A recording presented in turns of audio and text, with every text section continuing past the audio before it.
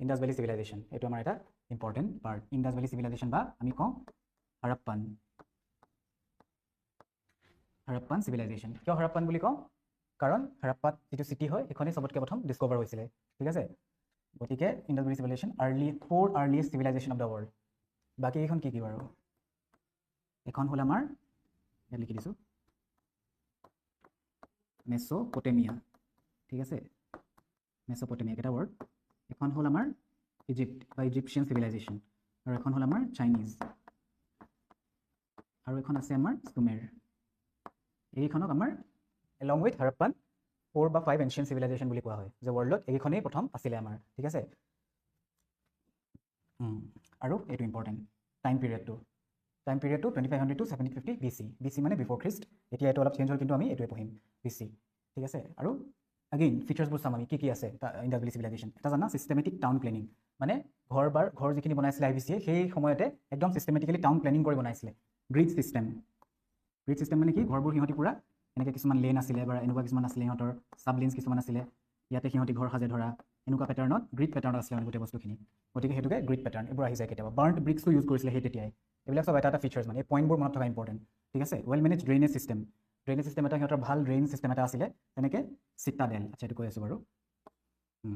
তো কিছুমান আগেইন যেতিয়া আমি ইণ্ডাছ ভেলী চিভিলাইজেশ্যন পঢ়োঁ সিহঁতৰ কিছুমান পাৰ্ট আছে ধৰা বেলেগ পাৰ্ট কিছুমান আছে এটা হ'ল আমাৰ যিটো বহুত ফেমাছ বস্তু IVC পঢ়িলে এইটো হ'ল গ্ৰেট বাথ আৰু এইটো আছে মহেঞ্জোদাৰোত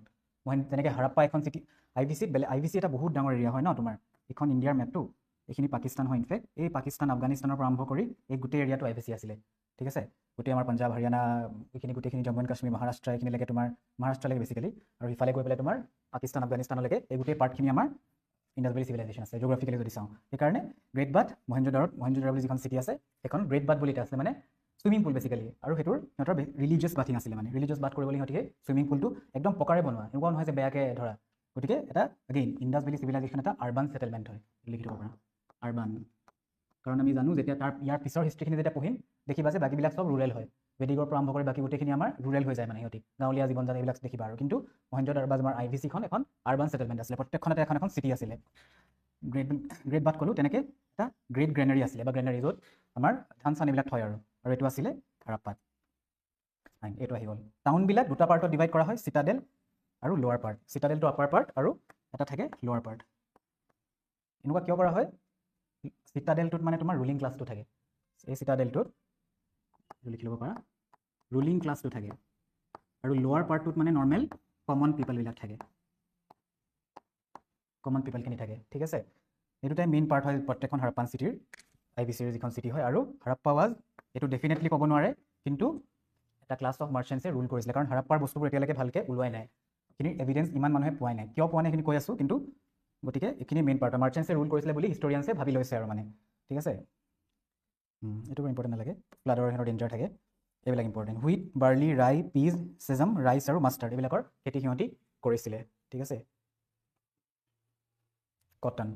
এগেইন ভেৰি ইম্পৰ্টেণ্ট চিণ্ডন